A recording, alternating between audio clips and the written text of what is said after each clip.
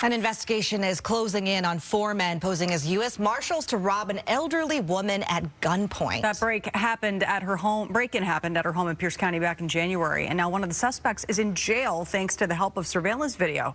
Fox 13's Frankie Thompson joins us in the newsroom with more on this investigation. So, Frankie, what do you know? Yes, Timothy Rozier was arrested last week and is now charged as one of the suspects in the armed robbery. But the Pierce County Sheriff's Office is still looking for 3 other suspects, all believed to be armed and dangerous. There's a suspect vehicle backing into the driveway here. Stepping out of what appears to be a gold Chevrolet Tahoe are 3 armed suspects dressed in tactical clothing, impersonating officers of the law. All 3 of them had law enforcement badges on, 2 of them looking like U.S. Marshals badges, and one of them looking actually like a sheriff's star. He has a handgun, he has a rifle. This guy's got a lot of extra magazines on his vest.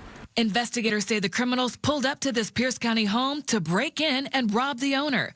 2 of the suspects have masks on. The one suspect who was seen on camera going into the house, and he's racking the slide on his pistol before he goes in. And as they make their way to the door, they start yelling, "U.S. Marshals, get on the ground." Court documents say once inside, the suspects held up a 71-year-old woman.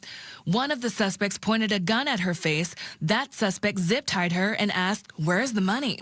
She said that she demanded to see the suspect's ID, and he pointed to his badge and said that it was his ID.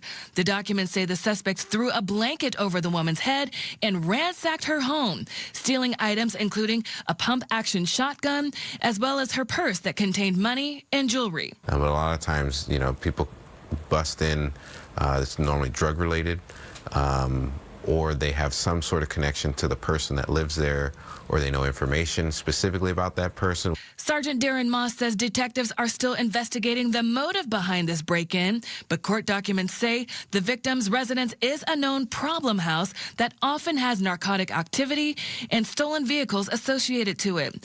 The court documents say the woman also told detectives she found money hidden in her house after her husband died, claiming that the money was deposited to a friend's account.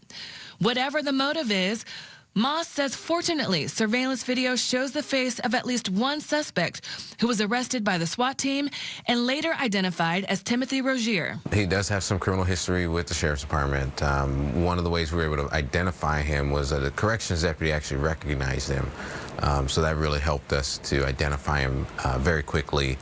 Rozier is now charged with several counts, including robbery and assault.